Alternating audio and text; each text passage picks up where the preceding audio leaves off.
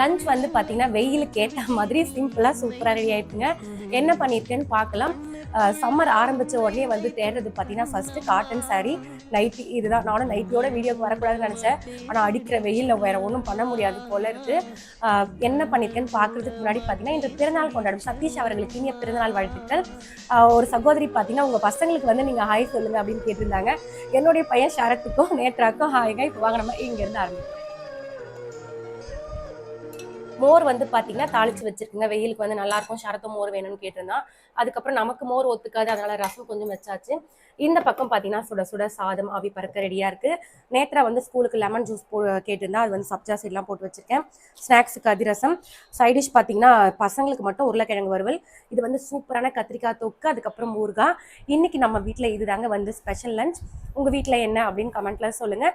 நீங்கள் எப்படி காட்டன் சாரீ தேடுவீங்களா இல்லை நைட்டிலே இருப்பீங்களான்னு மறக்காமல் கமெண்ட்ல சொல்லுங்கள்.